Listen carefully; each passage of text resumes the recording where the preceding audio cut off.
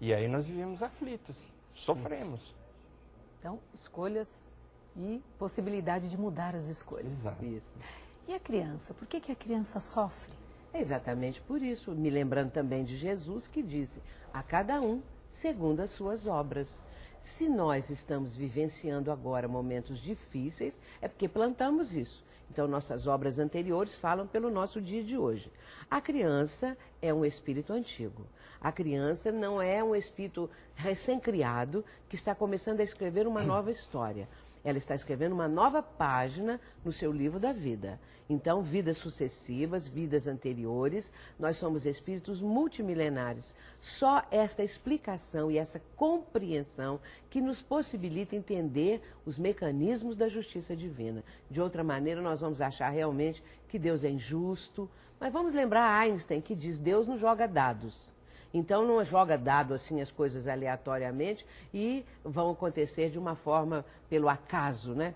No caso, é tudo programado, há uma lei divina imperando e isso vai também trazer a resposta a essa pergunta. A criança sofre porque é um espírito imortal, é um espírito antigo que está vivendo hoje de acordo com as obras que plantou no passado. É por isso que Jesus falava, com a mesma medida que medirdes, também serei medido. A cada um segundo as suas obras. Nós podemos entender isso dentro das crianças, veja, que ela é um espírito eterno pelas ideias, pelas aptidões, por aquilo que ela apresenta dentro dela.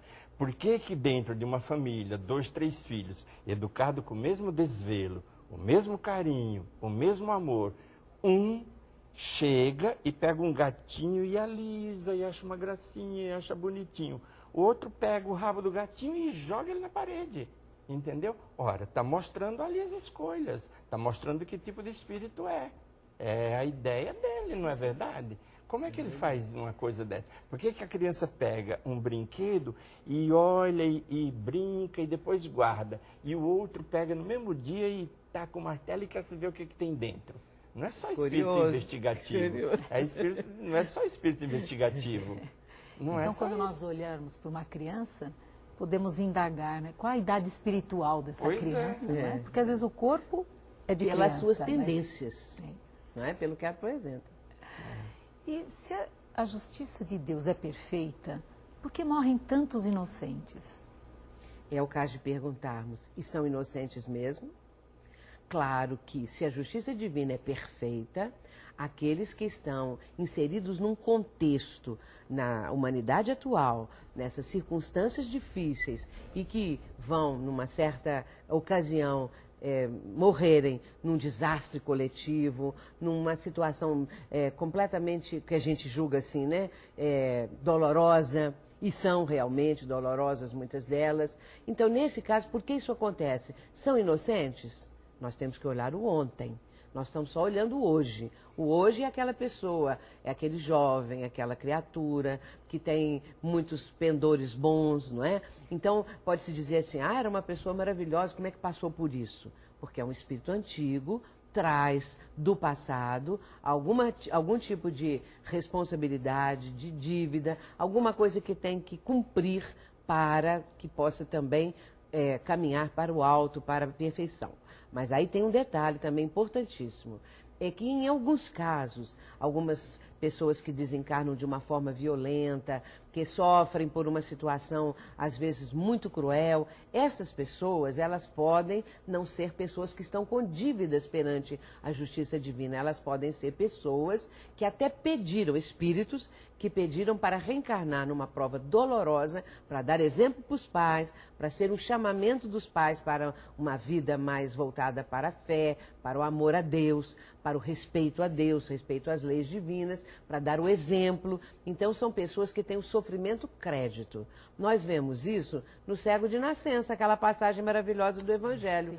Quando os discípulos, vendo o cego de nascença, perguntam a Jesus, quem pecou? Foi ele ou foram seus pais? E Jesus responde, nem ele, nem os seus pais. Mas ele veio assim para que fosse provado o poder de Deus. Então, nesse caso, o cego era uma pessoa que veio, um espírito que veio, exatamente para passar aquele tipo de experiência, para que Jesus o curasse e ele ficasse com esse exemplo maravilhoso para todos nós, nos tempos futuros. Então aconteceu há 2000 anos, mas nós estamos falando isso até hoje, porque é muito significativo. Muito. Não é mesmo? Nada a acrescentar, realmente é impressionante a resposta que ela deu, né? Sintetizou totalmente aquilo que eu estava pensando. Aqueles que ainda não conhecem vocês, e fazendo uso do livre-arbítrio, né, que vocês fazem, eu gostaria que vocês falassem um pouco do programa de rádio na rede Boa Nova de Rádio. Que programa que horário é? Conta para nós qual é o propósito, qual é a finalidade, o objetivo do programa. O programa, veja, na Boa Nova, ele acontece todas as terças-feiras, das 11 ao meio-dia. Terças-feiras, das 11 ao meio-dia, vocês sintonizam na Rádio Boa Nova. Eu costumo muito brincar com os amigos, porque é 1450 AM. Eu costumo dizer que a gente tem que ligar primeiro o rádio e ouvir todas as rádios evangélicas, todas as rádios católicas. Quando estiver saindo do rádio, tem lá uma rádio espírita, chamada Boa Nova, e que tem um programa que fala sobre mediunidade.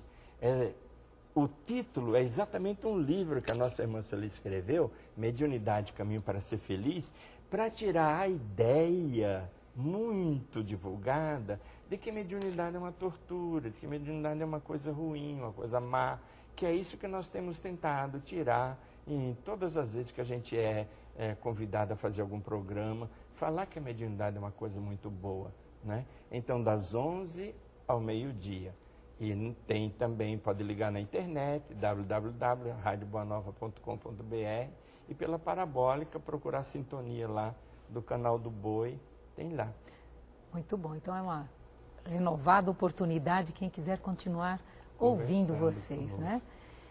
Continuando o nosso tema das mortes coletivas e as guerras, porque ainda vivemos com tantos pontos de guerra no nosso planeta. O Livro dos Espíritos, Allan Kardec menciona, ele faz essa pergunta, né? Por que ocorrem as guerras? E os espíritos superiores respondem: predominância da natureza animal sobre a natureza espiritual do ser humano. Também egoísmo, orgulho, vaidade, prepotência, preconceito. Nós estamos vendo isso, é o retrato dessas guerras todas que acontecem. Essa atual que nós estamos vendo de uma forma tão dolorosa, como as pessoas estão iludidas, querendo conquistar a paz através da guerra. Gandhi nos deixou o exemplo da não violência, que é um exemplo fantástico que nós temos. Então, ele mostrou que é possível mudar o quadro de um povo que estava ali sofrendo uma subjugação daqueles que os estavam colonizando, para uma outra situação completamente diferente através da não violência. Não também entrar nessa mesma situação de guerra, de violência, de crueldade, de maldade. Então as guerras acontecem por isso. Agora, é que também a guerra declarada, a guerra armada de um povo contra o outro, significa também a guerra interior do ser humano. Porque o ser humano ainda vive muito em guerra consigo mesmo. O ser humano revoltado, o ser humano rebelde, o ser humano que não acredita em Deus, que não aceita as leis divinas. Então essa pessoa, uma pessoa assim, voltada exclusivamente para atender ao seu egoísmo, para atender à sua prepotência, esses estados negativos todos. Então essa pessoa traz a guerra dentro de si mesma. Para passar isso para o próximo não custa nada. Isso pode acontecer no trânsito. Sim. Uma pessoa pode matar a outra porque o seu carro foi fechado, não é? Então tira um revólver e dá um tiro em alguém. Então, nesse caso, a guerra existe dentro do ser humano. O que nós precisamos fazer é edificar a paz, é pacificar a criatura humana. Jesus falou, né, está lá em João: a minha paz vos deixo, a minha paz vos dou. Não vou lá dou como o mundo a dá. Então, Jesus está falando isso quando ele está se despedindo dos discípulos, né? Ele está falando, e ali João, no capítulo 14, 15, 16, Jesus vai falar o tempo todo da necessidade da paz e do amor. E nós precisamos compreender isso. No Sermão da Montanha, Jesus dá essa lição. Quando ele diz assim, não é? Bem-aventurados os mansos, porque eles herdarão a terra. Então, nós precisamos entender que quando nós nos afastamos da mansuetude, quando nós nos deixamos levar pelo desbordar das nossas paixões, por aquele exacerbar dos nossos sentimentos egoísticos, nós estamos nos despedindo da terra, tá certo? E agora nós vamos nos despedindo